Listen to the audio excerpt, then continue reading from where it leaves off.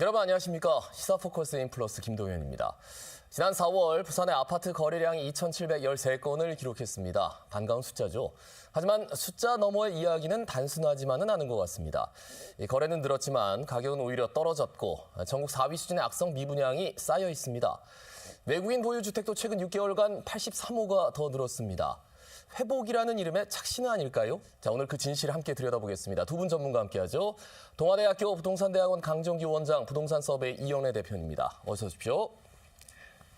자, 일단 지난 4월에 2,713건이라는 말씀을 드렸습니다. 이게 회복세에 접어든 건지 여기에 대해서 가장 궁금할 것 같아요. 어떻습니까, 교수님? 일단은 지금 여러 가지 경제적인 여건 그리고 새 정부가 들어서서 아직까지 지방을 경기 부양을 하기 위한 대책들이 본격적으로 나오고 있지 않은 상태에서 네네. 최근 서울과 수도권에 강력한 금융 규제가 나온 상태이기 때문에 지금 현재의 의미 있는 이 회복세다라는 거래량을 가지고 이제 본격적으로 좀 거래량이 늘 것이다. 즉 회복세에 접어들었다라고 보기는 좀 이르지 않겠나라고 생각을 하고 있습니다. 다만 의미 있는 숫자는 최악의 거래량이 1,000건대였는데 네. 최근 들어서 안정적인 2,000건대 그리고 3,000건대까지 육박하고 있는 숫자 자체는 상당히 의미 있는 회복세이다라고 판단이 들고 있고요. 다만 이런 것들이 본격적으로 정상적인 아파트 매매 거래량 즉 월 한 7,000건대까지 가기는 조금 더 시간을 좀 두고 봐야 되지 않겠나 생각을 좀 하고 있습니다. 예, 뭔가 최악은 아니지만 그렇다고 완벽한 회복이냐? 거기에 대해서는 물음표를 제기해 주셨고 이영래 대표님. 네, 지금 아파트 매매 거래량이 증가하고 있는 것은 이제 시장에는 긍정적인 시그널을 제시를 하는 거기 때문에 네. 일단은 제가 보기에는 좀 회복세에 접어들고 있지 않느냐라고 이제 좀 보고 있습니다. 일단 지난 10월 달에 이제 아파트 매매 거래량이 부산에서 3,000건을 이제 넘게 거래가 됐었는데요. 12월 달에 이제 계엄 상황 이후에는 이러한 거래량이 이제 1월 달에 1,700건 정도까지 줄어들게 되면서 그야말로 이제 1, 2월 달에는 부산에 이제 거래가 올 수도 됐다라고 볼 수가 있는데요. 네네. 이러한 부분들이 지금 3월 달부터는 2,800여 건 정도 늘어나면서 현재까지도 5월, 6월 달까지도 2,700건에서 800건 정도가 늘어나고 있는 것은 네네. 가을 이사철 정도가 되면 다시 이 3,000건 정도까지 늘어날 수 있기 때문에 지금보다는 가을 시장이 조금 더 기대된다라고 할 수 있을 것 같습니다. 예, 계엄을 언급하셔가지고 확실히 정치 불확실성은 해소가 됐습니다. 그래서 거래가 는 것도 같은데 자연스러운 회복 흐름인지 아니면 이게 일시적 반등인지 여기에 대해서도 좀 여러 가지 이야기가 있을 수 있을 것 같아서요, 강 교수님. 예, 일단은 일시적 반등이라기보다는 자연스러운 회복세이다라고 판단이 들고 있습니다. 네. 지금 워낙 부산 지역의 주택 시장을 비롯한 부동산 시장이 침체 일로에 있었기 때문에 이것보다 더는 없을 것이다라는 생각이 들고 있고 그렇다라고 하면은 이제는 더 나빠지기보다는 좀 회복될 가능성이 좀 크지 않느냐라고 봤을 때 자연스러운 회복세에 접어들었다라고 판단이 들고 있고요. 다만 이런 과정 속에서 최근에 서울과 수도권에 강력한 금융 규제가 나와서 네네. 심리적인 위축이 좀 우리 지역까지 나타날 수 있지 않겠는가. 즉 정책적 대상은 서울과 수도권의 투기적 거래이긴 하지만 이러한 강력한 규제가 지방에까지 앞으로 가격이 올라가게 되면은 네. 똑같은 규제를 할 수 있다라는 정부의 하나의 신호가 아니겠는가라고 봤을 때 일부 실수요자들의 움직임이라든지 투자자들의 움직임들이 조금 위축될 가능성이 있다라고 네네. 좀 판단이 들고 있고요. 또 두 번째는 워낙 지금 지방의 여러 가지 부동산 시장이 좋지 않은 상태에서 생각보다 정부의 경기 부양책이 네네. 지방을 고려한 것들이 좀 덜 나오고 있다. 그리고 좀 시기적으로 부양책에 해당되는 것들이 많은 필요성이 있는데도 불구하고 그 발표 시기가 좀 뒤로 미뤄질 수 있을 것이다라는 걸 봤을 때 자연스러운 회복분이긴 하지만 본격적으로 회복이 되기까지는 조금 시간이 걸릴 수 있을 것으로 판단이 들고 있습니다. 예, 그런 게 이제 거래가 늘었어요. 그런데 가격은 하락세입니다. 수요 구조의 문제인지 아니 심리적 요인도 말씀해 주셔가지고 심리적 요인인지 이것도 좀 말씀해 주실까요? 네, 시장이 움직이는 데 있어서는 한 가지 요인으로만 이제 방향성이 정해지기는 이제 어렵다라고 볼 수 있는데요. 예. 일단 구조적인 문제도 있고 심리적인 문제도 지금 복합적으로 작용을 한다라고 볼 수 있습니다.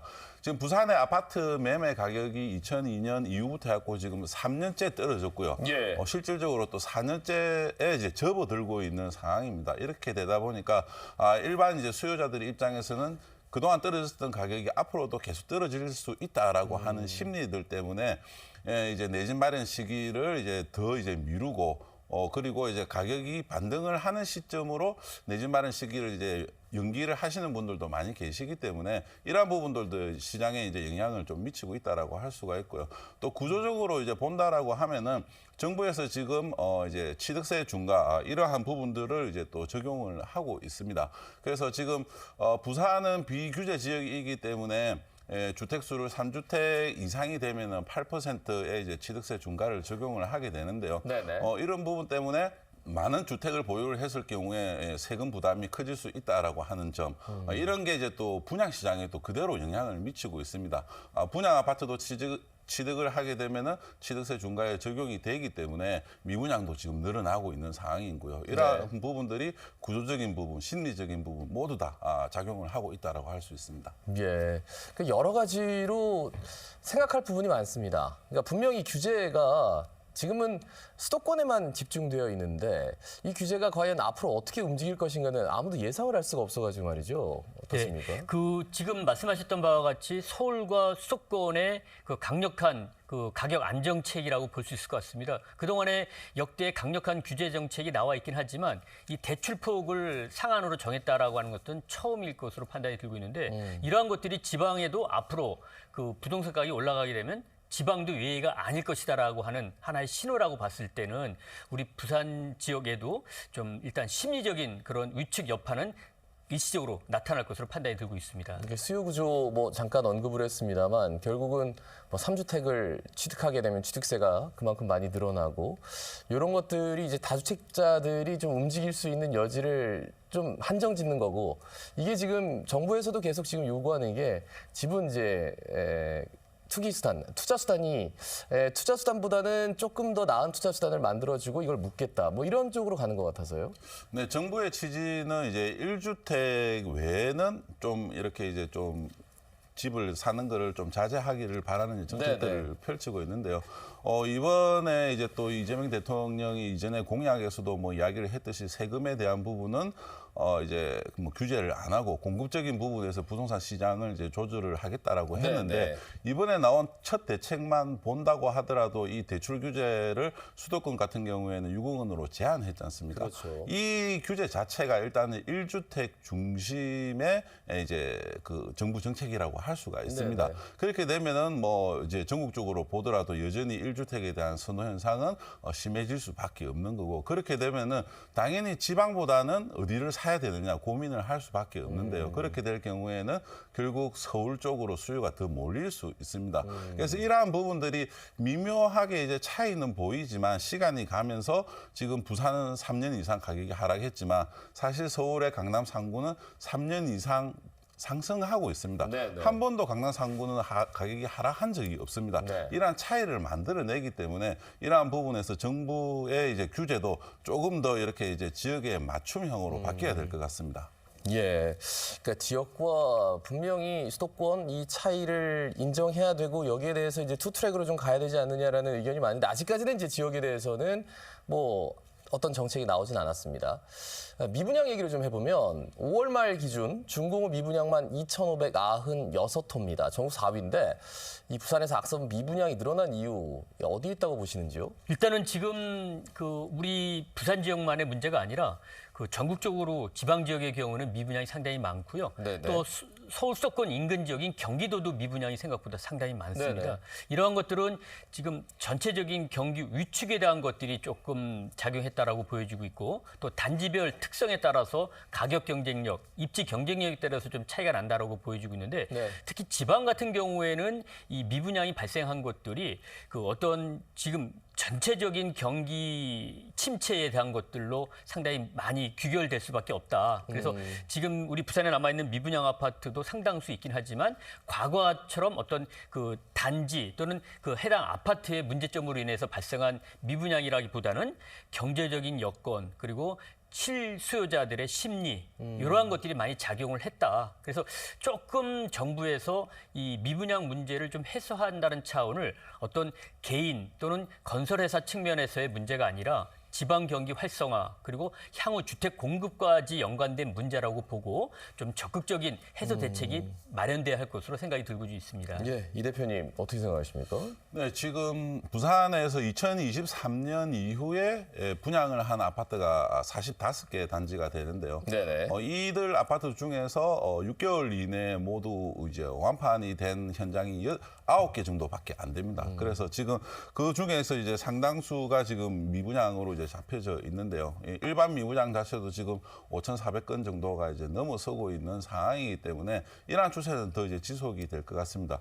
일단은 뭐 원인적으로 본다라고 하면은 아무래도 이 분양 가격에 대한 부담이 이제 그만큼 컸기 때문에 네. 미분양도 계속 증가한다라고 볼 수가 있습니다. 뭐 이 분양 가격에 대한 이제 원인을 이제 좀 살펴보면은 지금 분양을 하고 있는 아파트들이 대부분 2021년이나 2022년도에 토지를 이제 매입을 해가지고 그 사이 준비를 해서 분양에 나서게 되는데요. 뭐 다 잘 아시다시피 2020년, 2021년 뭐 이 시기 같은 경우에는 이제 저금리로 인해서 집값 자체가 폭등을 하던 시기였습니다. 네, 네. 그래서 그 당시의 가격을 기준으로 해서 현재 분양 가격을 좀 책정을 하다 보니까 지금은 이제 팬데믹 이후에 가격이 뭐 한 30% 정도 떨어졌는데 분양 가격은 그 시절에 분양 가격이 책정이 되다 보니까 일반인들 입장에서 봤을 때 체감 분양 가격은 상당히 높다라고 이제 볼 수가 있습니다. 네. 이러한 부분들이 지금 이제 한 1년 정도 지나면서 격차를 이제 점점 줄여가고 있는 상황이기는 하지만 아직까지는 부산의 주택 시장이 회복이 안 되고 있기 때문에 미분양 증가도 이제 당장의 해결은 좀 어렵다라고 할 수 있을 것 같습니다. 예. 그런데 어떤 곳은 또 개중에는 또 올랐다. 그리고 이제 어떤 곳은 미분양이 계속 쌓여간다. 그러니까 아파트 양극화 얘기가 자연스럽게 나오면서 특광역시 중에 가장 심하다. 이런 분석까지 나오고 있습니다. 실수요자들에게 이거 어떤 영향을 주고 있는지 강 교수님 말씀해 주시죠. 일단은 지금 양극화라고 하면은 두 가지 측면, 우리 계속 뭐 보도에 나오는 바와 같이 서울과 우리 지역의 양극화, 그리고 우리 지역 내에서의 양극화, 이 두 가지가 상당히 심화되고 있는 과정입니다. 네네. 먼저 간단하게 예를 좀 들어드리면 서울과 부산 지역의 평균 아파트의 매매 가격 격차가 10년 전에는 약 2배 정도 났는데 네. 최근에는 3.5배까지 확대가 됐고요. 또 우리 지역 내의 양극화도 무척 심화돼 있는데 우리 지역의 싼 아파트 20%와 비싼 아파트 20%의 평균 가격 격차가 10년 전에는 약 4배 정도 차이밖에 안 났는데 지금은 6배 넘게 차이가 나고 있습니다.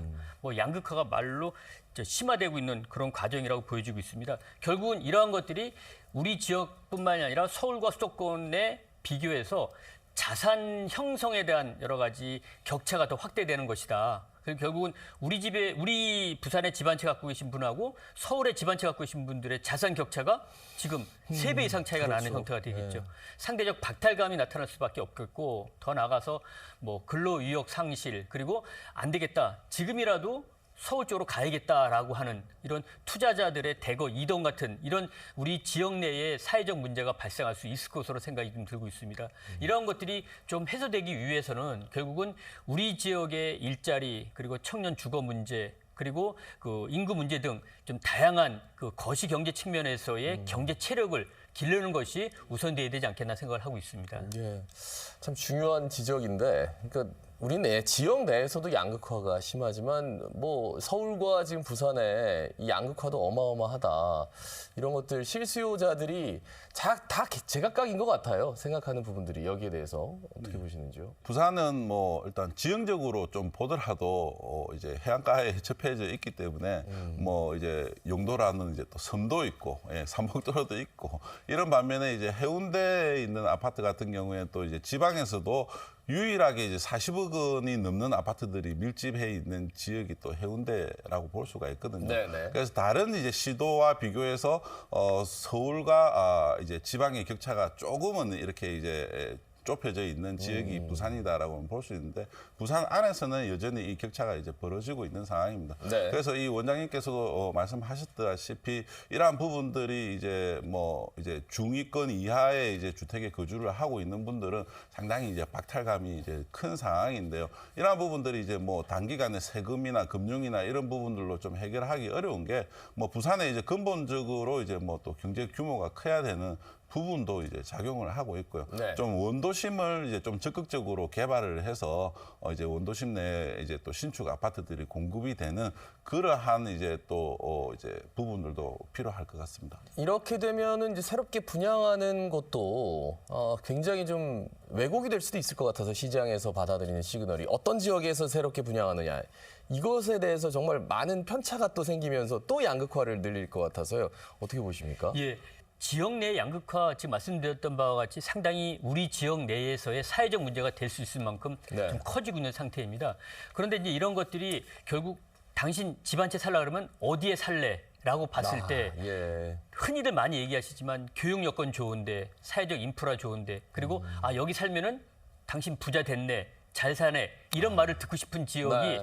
국한돼 있다 보니까는 그런 지역으로 쏠림 현상이 상당히 많아지고 있다. 결국은 이러한 것들을 해소하기 위해서는 상당히 어렵지만 지금부터라도 좀 저변에서부터 시간이 오래 걸리더라도 이런 것들을 해소하기 위한 각종 기반 시설을 균형 있게 좀 배치하고 또 육성하려는 그런 노력들이 좀 있어야 되지 않겠나. 그리고 이제는 집이 올라간다라고 하는 지역은 점점 그 공간적 범위가 줄어들 수밖에 없습니다. 네, 나머지 상당수의 지역은 집값이 떨어질 가능성이 있는 지역이다 보니까는 이거는 꼭 우리 부산만의 문제가 아니라 우리나라 전체적인 문제이고요. 또 세계적인 추세도 마찬가지입니다. 올라가는 지역은 공간적 범위가 점점 좁아들고 있고 네네. 대부분의 지역은 정체이다 보니까는 어떤 투자적인 측면보다는 거주적인 측면에서 봤을 때 내 금융 부담이 좀 적고 노후에 어떠한 여유로운 생활을 하기 위한 생활 자금을 좀 저축할 수 있는, 즉 거주 목적의 내 집을 마련한다는 측면에서 봤을 때는 특정 지역보다는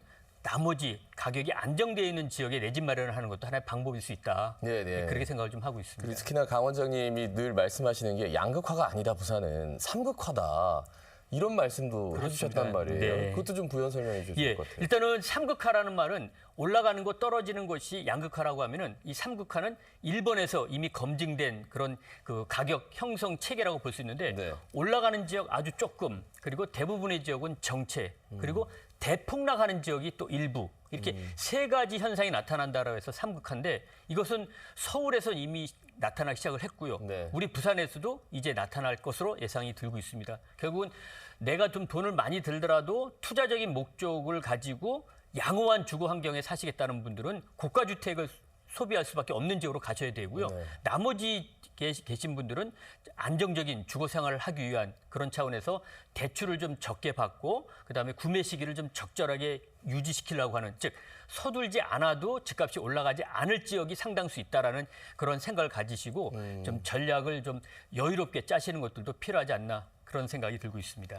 예, 여기에 대해서도 좀 부가 설명해 주셔도 좋을 것 같습니다. 일단은 이 이제 뭐 지금 1주택 중심의 이제 주택 정책을 펼치는 것 자체가 사람들에게는 이미 학습 효과가 이제 제공이 되어져 있습니다. 그래서 부산에서는 이렇게 이제 살펴보면은 어느 지역이 가격이 오를 수 있는가를 살펴보면은 뭐 동네 해운대 쪽으로 오를 수밖에 몰릴 수밖에 없는 상황인 거고요. 이러한 부분이 장기화가 되면 이제 가격이 계속 오를 수밖에 없을 것 같습니다. 그래서 취득세 중과라든지 뭐 이제 세금적인 부분에서 중과를 하는 것은 이제 양극화를 더 심화만 시킬 가능성이 높을 것 같습니다. 그러니까 오히려 다주택자들을 조금 좀 유연하게 할 수 있는 방안도 필요하다라는 말씀이세요? 네, 일단은 뭐 지금 동부 상권 쪽으로 수요가 다 몰린다라고 하면은 그러면은 상대적으로 서부 상권에 있는 주택들은 이제 어떤 수요들이 살 수 있겠느냐라고 하는 점을 살펴봐야 되거든요. 통상적으로 과거에는 보면 이제 경남에서 이렇게 부산으로 진입하는 수요들이 이제 매입을 했었는데요. 네. 지금도 보면 부산에서 이 악성 미분양이나 이러한 부분들이 대부분 서부 상권에 다 몰려 있습니다. 그래서 수요 자체가 이제 아무래도 가격이 더 오를 수 있는 지역으로 쏠리다 보니까 이러한 부분들이 지금 이제 계속 학습 효과로 나타나는 부분들이 이제 장기화가 되면 더 큰 문제를 발생시킬 수 있다라는 게 문제라 할 수 있습니다. 알겠습니다. 지금까지 나타나는 여러 가지 현상들 그리고 사람들의 심리가 어떻게 움직일 것인가 거기에 대한 대책들 전체적으로 한번 포괄해서 살펴봤습니다. 여러분은 지금 시사포커스 인플러스 복합 위기 속 부산 부동산 회복인가 착시인가를 시청하고 계십니다. 잠시 뒤에는 지방부동산 정책과 외국인 보유 증가 문제까지 다뤄보겠습니다.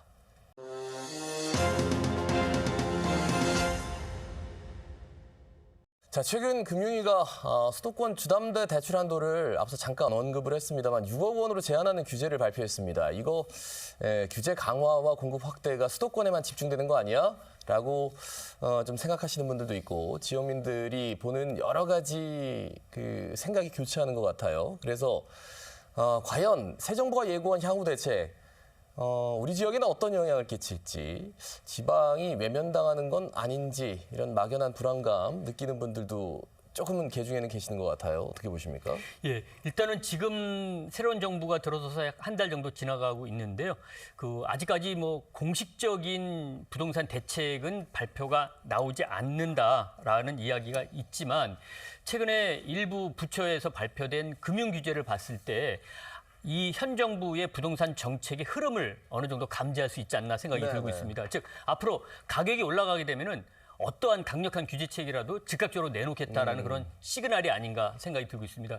이런 측면에 봤을 때 과연 서울과 수도권이 집값이 올라가는데 자칫 지방에 부양책을 내놨다가 지방 부동산까지 올라가게 되면은 과거에 진보 정권에서 여러 가지 부동산 정책을 실패했다라는 그런 비난을 또 받을 수 있지 않겠냐라는 판단이 정부에 섰지 않았겠는가 생각이 들고 있습니다. 네네. 즉 지방을 살리기 위한 부양책이 생각보다 늦게 나올 수 있다라는 생각이 좀 들고 있어서 안타까운 생각이 좀 들고 있습니다. 그런 차원에서 봤을 때 조금 더 정부에서는 지방의 어려움을 좀 이해할 수 있는 그런 시각의 변화가 좀 있어야 되고요. 늘 원론적으로 얘기하고 있지만 좀 두 가지 트랙으로 정책을 내놓고 시장을 살펴봐야 한다. 그런 차원에서 최악에서는 좀 벗어났다라고 하는 우리 부산이긴 하지만 아직까지 비정상적인 주택시장의 모습이 나타나고 있는 걸 봤을 때 최소한 가격 상승은 아니더라도 정상적인 그러한 모습은 띄게 해줘야 한다. 그것이 앞으로 정부가 우리 지방을 위해서 해줘야 할 그런 중요한 일이 아닌가 생각이 들고 있습니다. 네, 지금 요번에 나온 이 금융 대책 같은 경우에는 뭐 이제 서울은 이제 직접적인 영향을 받을 걸로 보이는데요. 지방 같은 경우에는 뭐 큰 영향은 없을 것 같습니다.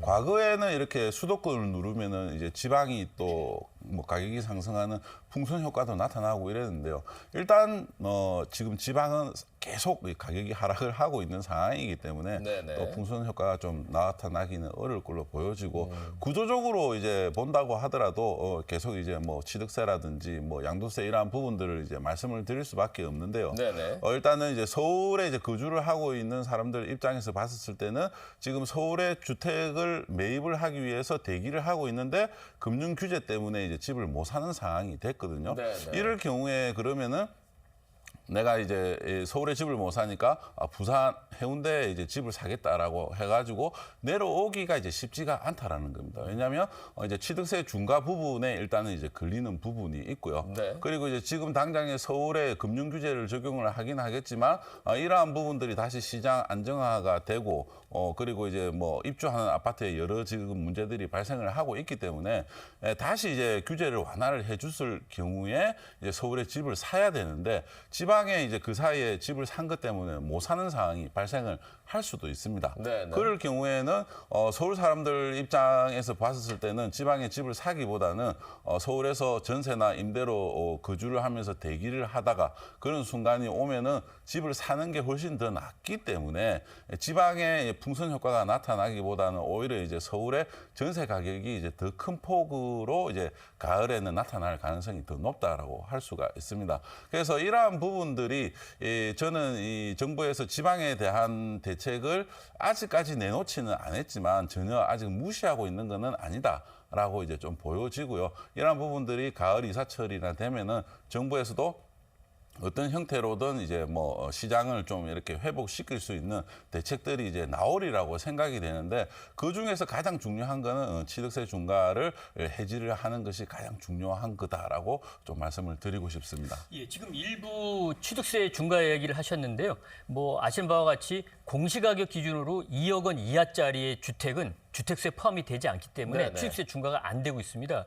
그래서 지금 서울과 수도권에 계시는 분들이 규제로 인해서 우리 지역에 주택을 구매할 사람들은 무주택자나 실수요자들이 아니라 돈이 여유가 있는 투자자들이 움직여서 내려올 가능성이 상당히 크다. 그래서 저는 이 투자자 측면에서의 우리 부산의 주택을 추가적으로 구입하시려고 하는 분들에 따른 그런 일정 정도의 그 규제 완화 같은 것들도 좀 포함이 돼야 된다. 그런 차원에서는 지금 이 대표 말씀하셨지만 취득세 중과에 대한 것들을 좀 확대할 필요가 있겠고요. 현재는 공시가격 2억 원 이하인데 이런 좀 것들을 높일 필요가 필요가 있다. 있겠고, 그다음에 주택수에 대한 것들은 일부 정치권에서 이야기가 됐긴 했지만 지방의 주택을 구매하는 것들은 주택세 포함시키지 말자라는 것들까지 좀 확대해서 바람직하지는 않다라고 보는 시각도 일부 있겠고, 네, 또 네. 현 정부에서는 더더욱 그럴 수는 있겠지만 투자자들의 움직임을 지방으로 조금 분산시키려 하는 노력들, 이미 이제 서울과 수도권에는 무주택자들 문제가 내 집 마련한다는 측면에서 심각하지만 네. 투자자들의 움직임도 상당히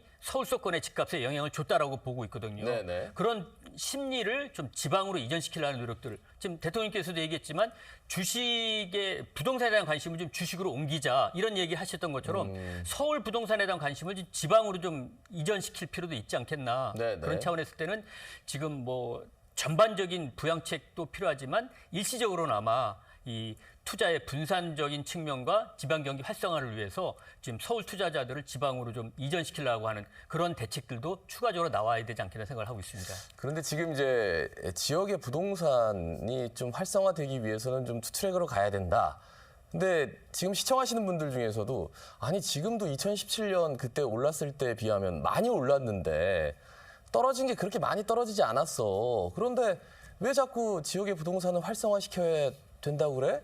라고 생각하실 수도 있어서 거기에 대해서도 여쭤봐야 될 것 같아요. 어떻습니까, 강 교수님? 예, 일단은 주택 가격은 과거 뭐 수십 년 전서부터의 가격 통계를 봤을 때는 네. 계속해서 우상향, 즉 올라가고 있다라는 통계치가 나오고 있습니다. 네네. 그건 뭐 부동산만이 아니라 전체적인 물가 상승률도 다 올라갔죠. 뭐 짜장면 값도 올라갔고 목욕탕 값도 올라갔고 이발 값도 올라갔고 그런 것처럼 원가 개념이 있는 부동산도 물가 상승률과 연동해서 올라갈 수밖에 없다.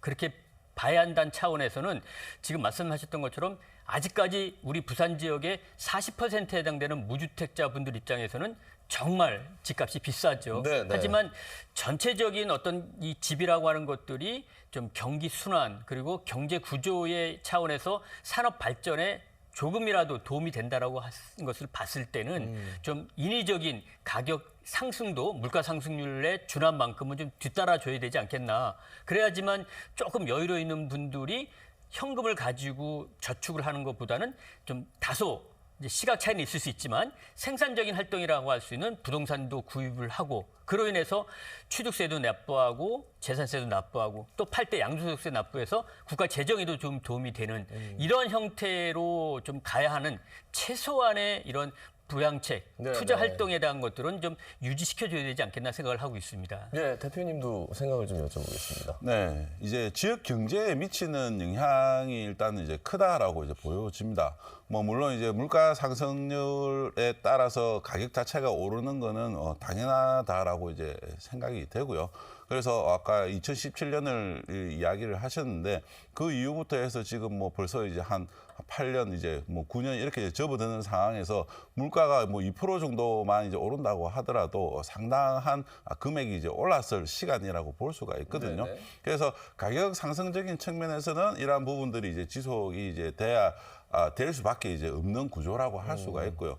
지금 부산 지역만 보더라도 부산 지역 내에서 이렇게 이제 자금 규모 자체가 뭐 몇천억에서 이제 조 단위로 움직일 수 있는 사업장 자체가 뭐 거의 없다라고 보시면 됩니다. 그래 보면은 이제 부산에서 2,000세대, 3,000세대 아파트가 공급이 된다라고 하면 그로 인한 이제 뭐 건설 인력부터 해가지고 자금들 자체가 이렇게 이제 지역 내에서 이제 움직이기 때문에 이와 관련된 이제 종사자들 그리고 관련 업종들에 대한 이런 이제 뭐 생산에 이제 쌀 같은 이런 영향력이 이제 커질 수밖에 없습니다. 그렇기 때문에 지금 이 주택의 가격이 하락을 하고 있다라고 하는 것은 이제 공급을 축소를 시킬 수밖에 없고요.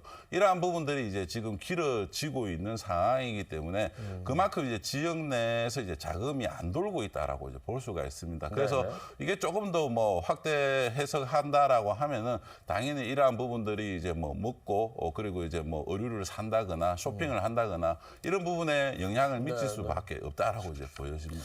아까도 1가구 2주택, 그러니까 특히나 지역에 있는 주택을 소유하면 1가구 2주택에 주택수에 포함을 시키지 않는 방안을 잠깐 언급해 주셔가지고 근데 그것도 또한 좀 더 디테일이 좀 좀 필요할 것 같다라는 생각이 들어요. 아까 양극화 말씀도 해주셔가지고요. 어떻게 보십니까? 예, 일단은 그 주택 수에 대한 것들이 결국 세금 문제와 연관이 있는데요. 네. 지금 앞으로 주택 수만을 가지고 다주택자라고 해서 고율의 세금을 부과하는 방식에서 벗어나서 주택 가액 비율을 가지고 세금을 부과하는 형태로 좀 바꿔야 된다. 가액. 예, 그래서 네. 한 채를 갖고 있더라도 좀 다소 고가 주택인 경우는 싼 주택을 여러 채 갖고 계신 분들보다 실질적으로 납부하는 세율을 좀 높게 할 필요가 있다. 근데 현재는 싼 주택을 여러 채 갖고 있다 하더라도 한 주택 갖고 있는 보다는 더 많이 내죠. 세율로 봤을 때는. 이러한 좀 구조적인 문제가 좀 개선돼야 한다라고 생각이 들고 있고요. 그렇게 된다라고 하면은 여유가 있는 분들이 주택 수를 좀 늘릴 가능성도 있다라고 보여지고 있습니다. 또 한 가지는 이 주택 수 산정하는 데 있어서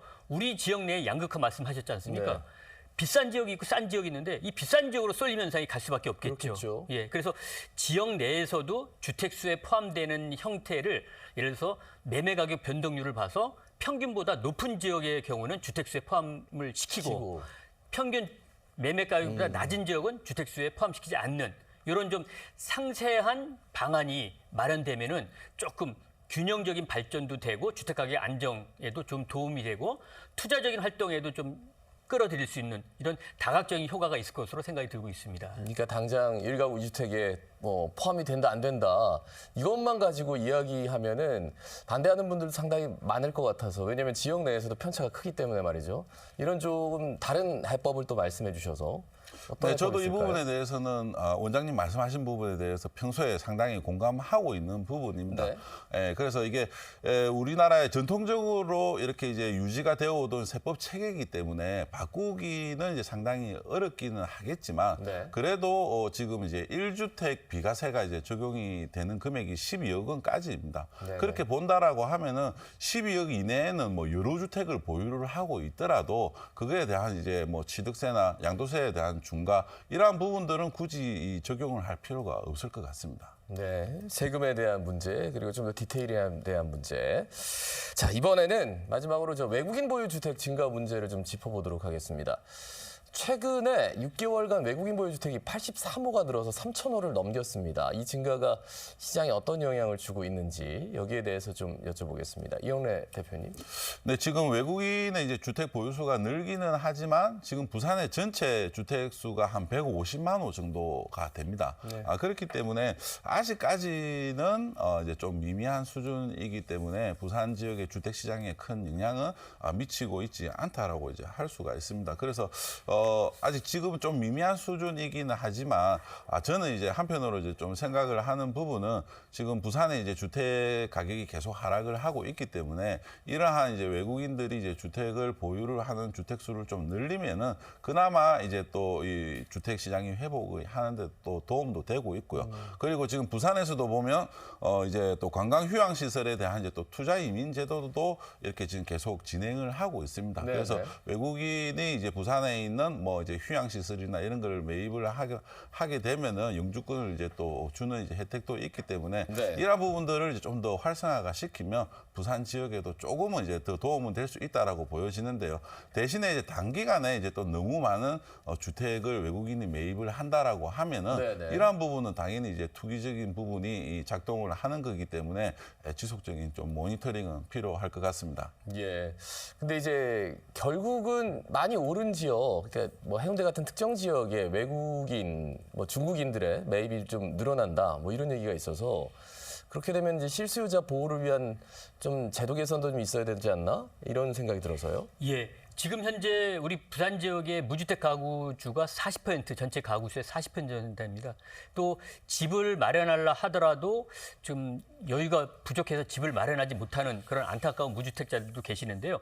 이런 측면에서 봤을 때는 외국인이든 또는 외지 투자인이든 간에 우리 지역의 주택을 구입을 하는 것들을 일정 정도 좀 방어할 필요는 있다라는 그런 생각이 들고 있긴 하지만 네. 이러한 것들도 조금 시기, 상황, 여건에 따라서 달리해야 된다.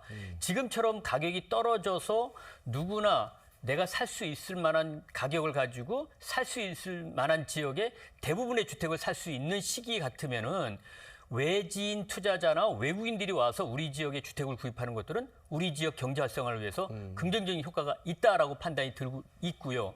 반면에 네. 주택 가격이 높게 올라가는 시점은 외지인이나 외국인이 우리 지역에 주택 구입을 할 경우는 우리 지역에 주택 구입할 수 있는 분들의 가격, 외국을 통해서 내 집을 마련할 수 있는 기회를 떨어뜨릴 수밖에 없기 때문에 가격 상승기에는 제도적인 방편을 통해서 막거나 일정 정도 제한할 필요는 있다. 그래서 지금 막연하게 실수 여자를 보호한다는 차원에서 외지인이나 네네. 외국인들을 막기보다는 경제 여건, 그다음에 그 해당 지역의 부동산 시장 상황에 따라서 좀 다각적으로 판단을 해야 된다. 그렇게 봐지고 있고 지금 같은 경우에는 외지인이든 외국인이든 우리 부산 지역의 경제 활성화를 위해서는 주택 구입에 좀 그 문호를 개방해 주는 것들도 상당히 좋지 않나 생각을 좀 하고 있습니다. 예.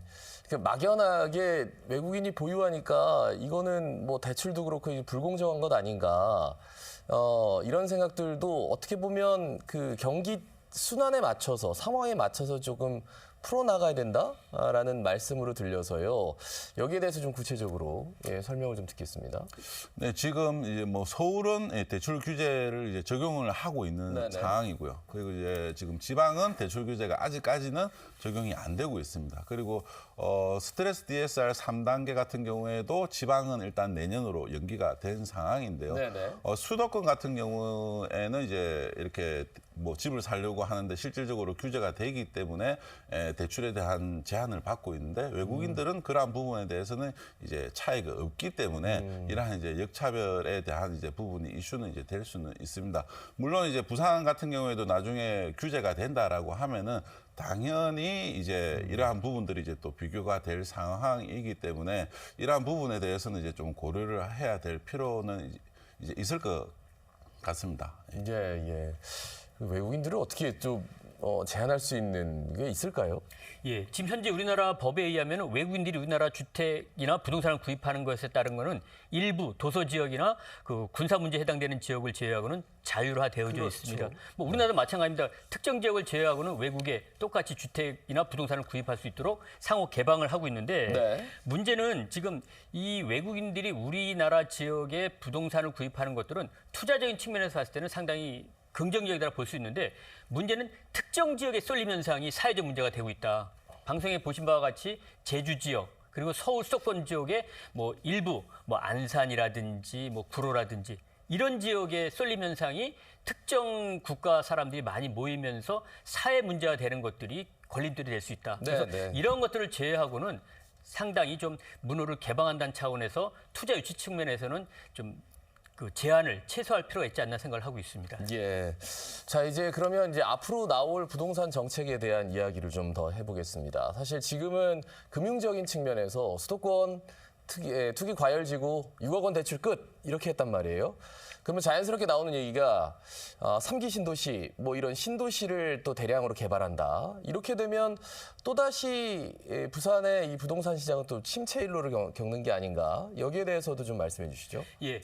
뭐 앞서 말씀드렸지만 아직까지 새로운 정부가 만들어져서 얼마 시간이 지나지 않았기 때문에 이제 장관 인선도 있고 네. 지금 차관은 이제 한 분이 지명이 되셨지만 장관 지명이 있은 이후에 아마 구체적인 대책이 나올 것으로 판단이 네, 되고 네. 있는데요.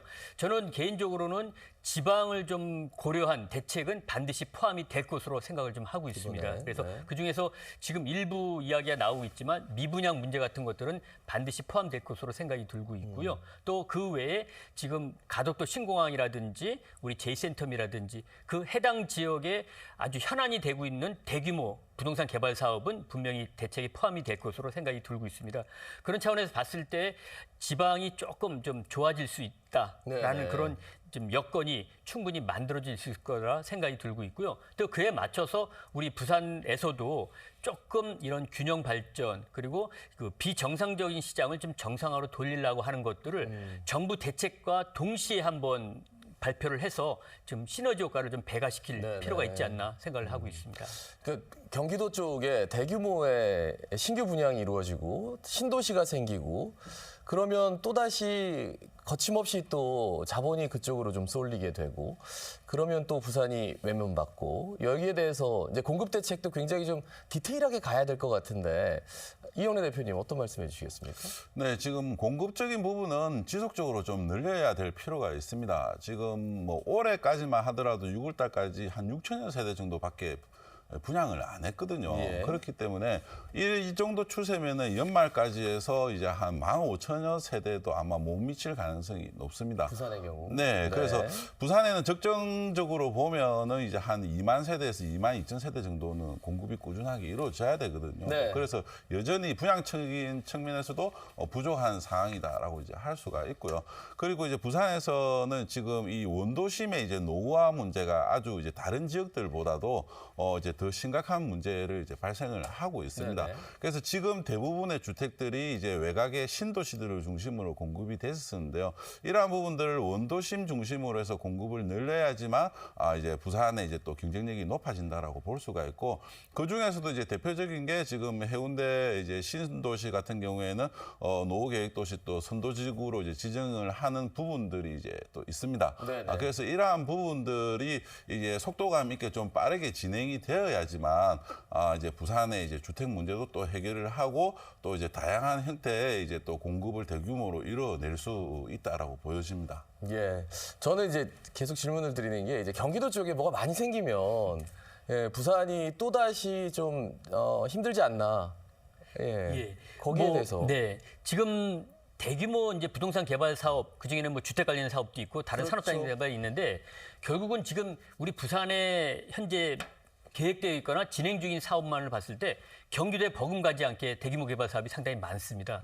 이런 것들이 원활하게 진행이 되고 있지 않거나 조금 시기가 늦춰져서 그 효과가 좀 덜 나타날 뿐이지, 네네. 이 부산 지역이 그래도 우리나라의 제2의 도시로서 서울 다음으로 경제력이 갖고 있는 도시입니다. 그래서 성장 잠재력이 상당히 크고 또 개발 사업도 많기 때문에 경기도에 뭐 지금 발표되어 있는 특정 사업 한두 개 때문에 부산이 위축되거나 영향을 받지는 않을 것 같고, 워낙 지금 상황이 안 좋은 경제 체력이 바닥난 상태이기 때문에 조금만 체력만 좀 배가시켜 준다라고 하면은 경기도 정도의 개발 사업은 충분히 능가한 그런 체력을 갖추지 않겠나 생각을 하고 있습니다. 그런 면에서 이제 뭐 해수부 이전 이런 얘기도 나오고 하면은 아무래도 지금 정주 여건 좀 더 필요할 것 같기도 하고, 국가적인 측면에서, 그리고 재개발 재건축도 지금은 이제 민간에게 모두 위탁하고 있잖아요. 조합 만들어서. 그런데 공공이 좀 이거를 제어할 수 있는 요건을 앞으로 차후 만들겠다. 이렇게 되면은 시장이 조금 달라질 수 있을까요? 어떻게 보십니까? 네, 지금 이 분양 가격이 높아지고 있는 상황이기 때문에 지금 이제 연식이 30년이 넘은 아파트들 같은 경우에도 사실상 재건축을 하기가 이제 어렵습니다. 그렇죠. 그리고 이제 또 사업성이 이제 좀 약한 뭐 서부 상권이나 이제 중부 상권 같은 경우에도 보면은 주민들의 의지대로 해서 재개발도 진행을 하기가 어려운 상황이거든요. 그렇기 때문에 이러한 부분들을 이제 감당을 하기 위해서는 과거와는 다르게 민간에만 맡겨놓았던 상황과는 다르게 이제 정부에서 좀 이제 앞으로는 이 적극적으로 참여하는 비율 자체를 계속적으로 좀 늘려야지만 부산 도심지 내에서도 신축 아파트가 들어설 수 있는 환경이 이제 만들어질 수 있다라고 이제 보여집니다. 그래서 지금은 이제 과도기적인 시점이기 때문에 그 어느 때보다도 좀 이제 정부의 참여가 필요한 상황 같습니다. 정말 참여한다면 어떤 식으로 좀 참여가 가능할까요? 예, 어떻게 지금 보세요? 그 재개발 재건축 같은 정비 사업 이야기를 잠시 나누고 있는데요. 지금 부산시에서는 서울시 못지않게 이 재개발 재건축에 대한 관심을 크게 하고 있고, 또 이 재개발 재건축 초기 단계에서부터 주민 부담을 좀 덜어드리기 위한 제도적 장치를 부산시에서 이미 만들어서 시행을 하고 있습니다. 최근에 저도 일부 참여하고 있긴 하지만 지금 그 주민들이 원한다라고 하면은 주민들이 최초의 계획을 세우는 데 들어가는 돈까지도 부산시에서 기금을 통해서 제공해주는, 이렇게 통해서 재개발 재건축의 초기 단계에서부터 시에 좀 여러 가지 도움을 통해서 원활하게 사업이 진행되게끔 하는 것들도 진행이 되고 있고, 그 외에 인허가 기간을 단축시켜 주려고 하는 것들도 상당히 부산시에서 역할을 크게 하고 있다. 그래서 앞으로 도심 지역에서 양호한 주택을 공급할 수 있는 유일한 방법은 정비 사업이다. 그로 인해서 부산시의 도움을 받아서 원활하게 사업이 잘 진행될 수 있을 것으로 생각을 하고 있습니다. 예, 부산시 차원에서도 이런 이제 노력들을 하고 있는데 정부 차원에서도 추가적인 노력이 필요하다라는 말씀으로 듣도록 하겠습니다. 사실 부산의 부동산 시장에 대해서 많은 분들이 관심은 있지만 워낙 하락세가 지속되는 바람에 늘 좀 서울만 바라보고 수도권만 바라보던 많은 분들이 정부가 바뀌면서 많은 것들을 좀 쏟아놓고 있는 것 같아요. 예, 마지막으로 어떤 해법들 그리고 앞으로 어떻게 좀 진행이 되어야 하는지 그런 말씀들을 좀 여쭙도록 하겠습니다. 이영래 대표님. 네, 부산의 이제 도시 경쟁력을 일단은 이제 높이는 게 이제 중요하다라고 보여집니다. 그렇기 때문에 이러한 경쟁력이 이제 떨어지는 부분을 막기 위해서는 뭐 당연히 이제 지금 뭐 이제 외부에서 이제 대기업이나 이러한 부분들을 이제 유치를 하자 이런 부분들도 있지만 네. 기본적으로 부산은 바다를 안고 있기 때문에 이 해양 산업 중심으로 해서 이제 더 이제 큰 산업으로 이제 키우는 게 중요할 것 같고요. 그리고 이제 또 이 취득세 중과에 대한 부분은 꼭 해제가 이제 돼야 될 것 같습니다. 예, 취득세 중과에 대해서 계속 말씀을 해주시는군요. 알겠습니다. 강정기 교수님. 예. 그 주택 가격을 비롯한 부동산 가격이 올라가거나 떨어진다라고 하는 것들에 대한 문제가 아니라 이 시장 자체가 너무 오랜 기간 동안 비정상적인 모습을 띠고 있다, 우리 부산이. 네, 그래서 네. 안타깝지만 이 비정상적인 모습을 좀 정상화로 돌리려고 하는 노력들. 내가 집을 이사 가고 싶을 때 내 집을 팔고 쉽게 이사 가고, 또 내가 또 어떤 집을 샀을 때 대출을 일정 정도 받아서 내가 상환을 해 나가면서 내 집을 마련할 수 있는 이러한 여러 가지 정상적인 모습의 시장을 좀 갖춰줘야 되지 않겠나. 그래서 이러한 것들이 지금 우리 어떤 시민들에 의한 노력으로 될 네네. 것도 아니고 부산시의 노력 그리고 정부의 일정 정도 지방을 배려한 정책들이 같이 나와줘야지만 우리 부산이 제2의 도시로서 과거와 같은 그런 번영스러운 모습을 다시 네. 한번 찾지 않겠나 생각을 하고 있습니다. 큰 줄기에서 이렇게 말씀을 해주셔서 마지막 뭐 말씀을 해주셨지만 지금 실수요자들이 이 방송을 보고 계신다면 내 집 마련 언제쯤 하는 게 좋을까요? 마지막으로 짧게 여쭙겠습니다. 네, 지금 시장적으로는 바닥을 이제 지나고 있는 과정이라고 볼 수 있습니다. 이제 올해부터 해서 이제 내년, 내후년까지 부산의 공급이 계속 줄어들기 때문에 지금 이제 전세 가격이 계속 오를 수밖에 없는데요. 네. 전세 가격도 오르기 전에 내 집 마련 하는 것이 좋을 것 같습니다. 저도 바닥이다라는 인식을 좀 가질 필요가 있다. 네. 다만 앞으로 집값이 높게 올라간 지역에 내 집을 마련할 것이냐 아니면 거주 목적으로 집값이 덜 올라가더라도 편안한 지역에 집을 살 것이냐에 따라서 무주택자나 실수요자들의 판단이 있어야 된다. 그래서 가격이 올라갈 지역에 사실 분들은 좀 서둘러셔야 되고요. 거주 목적이신 분들은 조금 여유롭게 가지시는 것들도 좋은 판단이라고 생각이 들고 있습니다. 예, 알겠습니다. 전문가들의 의견은 이렇고 판단은 여러분에게 맡기도록 하겠습니다. 자, 오늘 시사포커스인 플러스에서는 부산 부동산 시장의 복합적인 모습을 살펴봤습니다.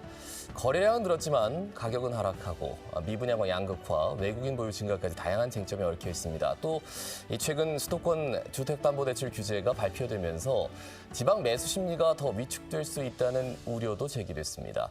앞으로 발표될 부동산 정책이 이런 상황에서 어떤 균형점을 찾을지 좀 더 지켜봐야 될 것 같습니다.